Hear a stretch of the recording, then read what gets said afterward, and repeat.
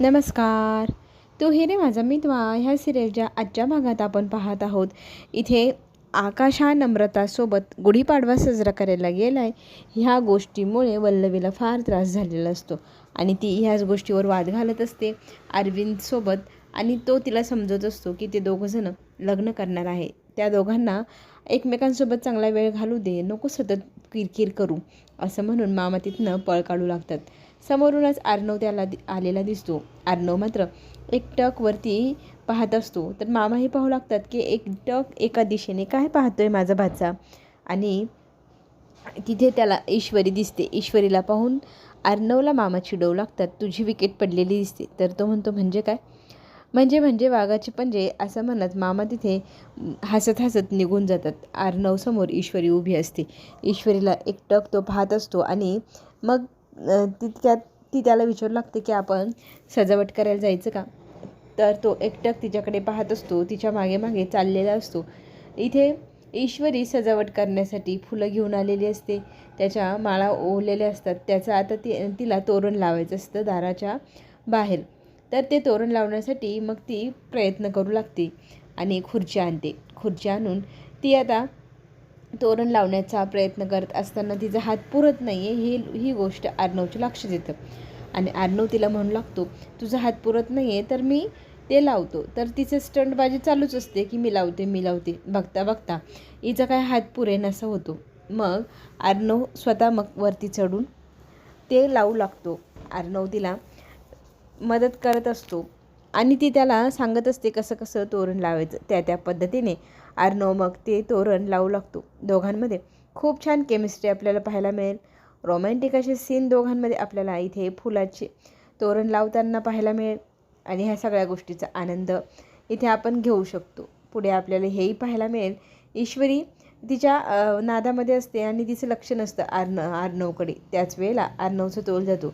ईश्वरी जोपर्यंत त्याच्याकडे पाहणार तोपर्यंत तो धडपडलेला असतो, तेही तिला घेऊन. आणि इथे तीही खाली पडलेली असते. नंतर तोही पडतो. त्या दोघांमध्ये इथे आपल्याला चांगलीच रोमॅन्टिक असे सीन पाहायला मिळणार. त्याच्यानंतर तो जेव्हा उठण्याचा प्रयत्न करतो त्याच्या शर्टच्या बटनामध्ये ईश्वरीचं मंगळसूत्र अडकले जातं आणि मग तो अलगदपणे ते मंगळसूत्र काढू लागतो आणि काढल्यानंतर तो चटकन उठतो. ईश्वरीलाही हात देतो. मग तीही उठते. इथे दोघंही एकमेकांकडे पाहून हसू लागतात. अर्णव छान प्रकारे तोरण लावतो आणि मग खुर्ची उचलून ठेवण्यासाठी इथे आवरावर करण्यासाठी ईश्वरी एकटीच असते. अर्णव घरात गेलेला असतो आणि समोरूनच हा राकेश येतो. राकेश आता ईश्वरीकडे पाहू लागतो, तिच्या खुर्चीला घट्ट पकडतो आणि छेड काढू लागतो. माझ्या इंदोरी जिलेबीला नवीन वर्षाच्या खूप शुभेच्छा. आणि इथे तो तिला म्हणू लागतो की आज तू खूपच सुंदर दिसते. तर तू इथे खुल्ला छेडछाड करतोय हे पाहिल्यानंतर ईश्वरीचा संताप होतो आणि तीही म्हणू लागते, तुला वाटतं की तुलाच जमतं तर मलाही जमू शकतं. तू जर छेड काढलीस ना तर तुझी इथे पिटाई मी करू शकते, तेही कुणाला न कळता. मग कशी करशील दाखव मला, असा इथे राकेश म्हणू लागतो. आणि मग ती जी काठी गुढी उभारण्यासाठी आणलेली असते ना त्याच काठीला आडवं करत इथे राकेशला चोप देण्याचा प्रयत्न करू लागते. राकेश मग म्हणतो, तुला मी खूप घाबरलो आणि मला तुझी खूप भीती वाटते असं दात काढून हसत हसत बोलत असतो. ईश्वरीचा मात्र संताप होत असतो. डोक्यात काठी घालाविषयी आपल्यालाही वाटेल त्या क्षणाला.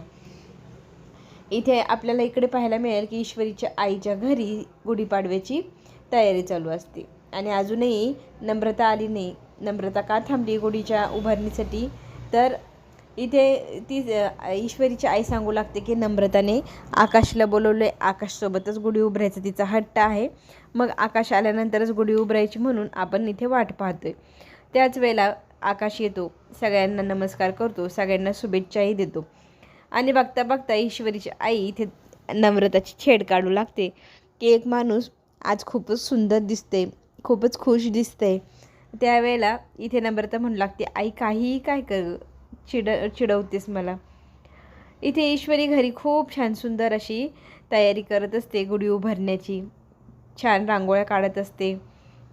आजी आल्यानंतर पाहते किती सुंदर तयारी केली आहे, आपला पण मुहूर्त पण निघून चालला आहे. तर घाई अर्णव काम कर असं म्हणू लागते. तर मामा म्हणतात, आज काय अर्णव काही काम करत नाही, त्याचं लक्ष सध्या रांगोळीकडेच आहे. म्हणजे ईश्वरीकडे असं मामा खुणवता आणि त्याची छेड काढू लागतात. तो म्हणतो काहीही काय मामा. मग दोघं मामा भाचे दोघं मिळून पटपट ती तयारी करू लागतात. ईश्वरी त्यांना साडीच्या छान प्रकारे मिऱ्या पाडून देते आणि मग अर्णव ईश्वरी दोघं मिळून त्या साडीला गुढीच्या काठीवरती बांधू लागतात. दोघंही एकमेकांकडे पाहत असतात. एकमेकांच्या प्रेमात इतके दंग होऊन गेले की आजूबाजूला कोण काय करतंय काही भान राहत नाही. दोघंजण एकमेकांसोबत खूप सुंदर असा वेळ घालवत असतात. आणि हा सगळा प्रकार आजी बघत असते. आजीला खरं तर खूप सुंदर वाटतं की आपल्या नातवाच्या आयुष्यात छान मुलगी आली आहे, त्याचा संसार बहरतोय. हे पाहून आजीला समाधान वाटत असतं. दोघेजण मिळून गुढी छान सुंदर अशी सजावट करून तयार करतात. हे पाहिल्यानंतर आजी म्हणते की किती सुंदर दिसते गुढी. इकडे मात्र राकेशचे कट कारस्थानं चालूच आहे. अंजलीला तो मुद्दामच विचारतो, तुझ्या नवऱ्याला तुला हवे तसे मानपान मिळतायत ना?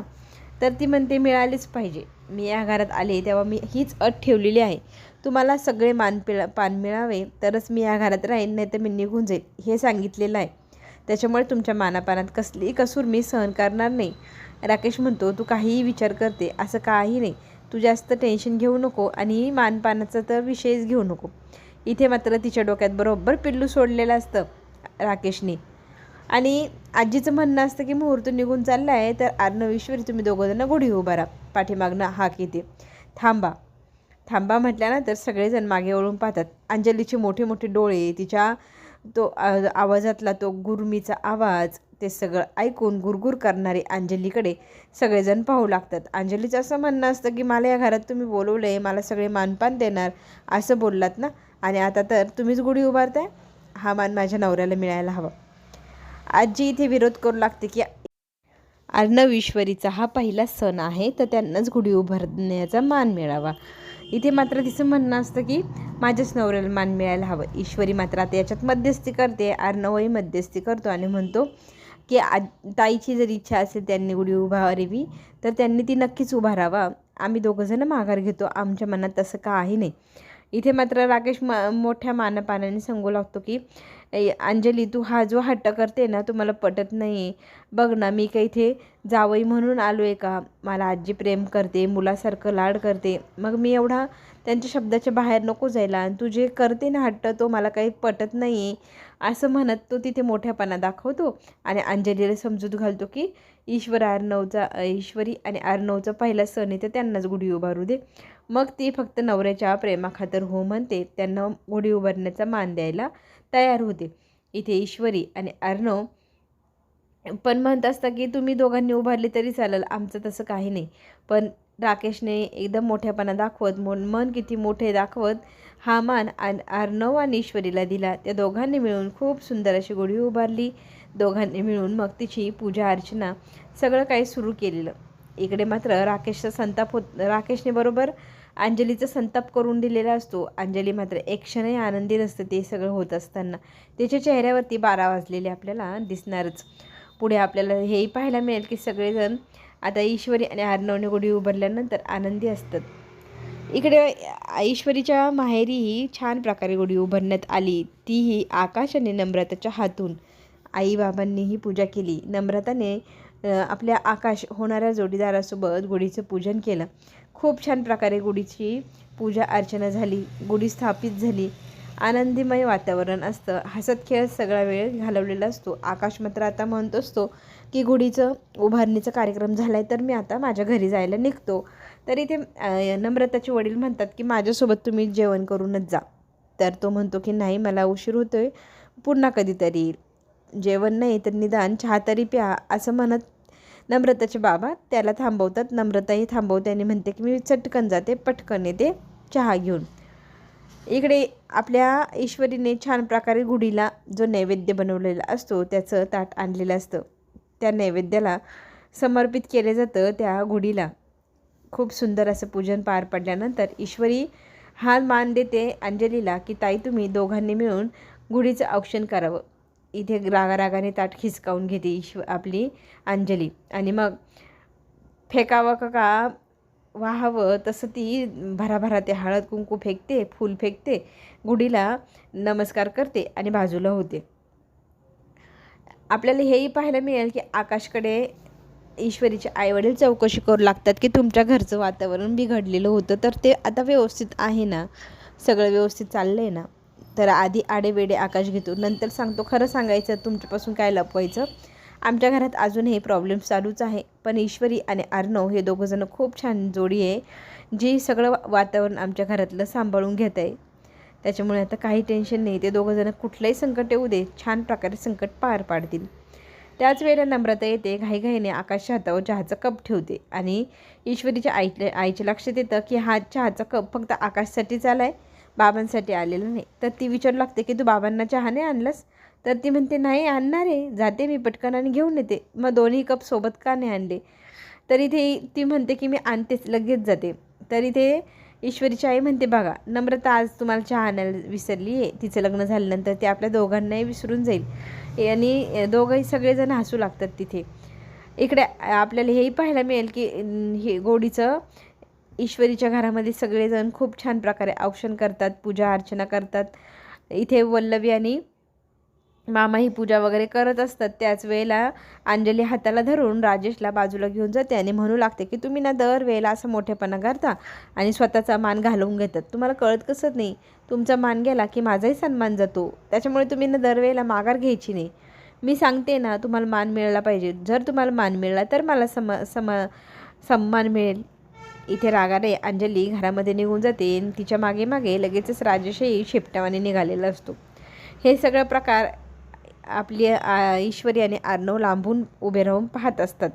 पुढील भागामध्ये आपल्याला हे पाहायला मिळेल, जेवणाच्या टेबलवरती इथे अर्णव बसायला जातो. त्याच वेळेला राकेशही त्याच खुर्चीला हात लावतो आणि अंजली म्हणू लागते की आजपासून ह्या घराचा मुख्य व्यक्ती हा माझा नवरा असणार आणि माझ्या नवऱ्याला मान मिळायला हवा, त्या खुर्चीत बसण्याचा मानही माझ्या नवऱ्याला मिळावा, घराचा करता धरता पुरुष ह्या हक्काने.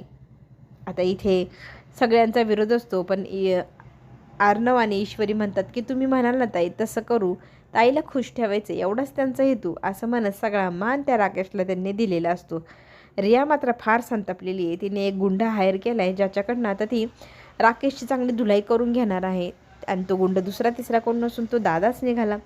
आता दादाने ही गोष्ट जाऊन अर्णवला सांगितली आणि अर्णव आता म्हणू लागतो की तू त्याला इतका त्रास दे की एका दिवसात पैसे आणायला सांग, म्हणजे तो काहीतरी घरात चूक करेल आणि त्या चुकीचा आपल्याला फायदा घेता येईल. आता दादाने एक पार्सल पाठवले, त्या पार्सलला खोलल्यानंतर राकेशच्या पायाखालची जमीन सरकली. आता काही करून दादाला लवकरात लवकर पैसे द्यायचे, त्याच्यासाठी तो काय करतोय हे सगळे काही ट्विस्ट पाहण्यासाठी आपण चॅनलला लाईक करा, सबस्क्राईब करा आणि हा 3 तिघडा कसा सॉल्व होणार तेही आपण पुढे जाऊन पाहूयात. तोपर्यंत सगळ्यांना माझा निरोप.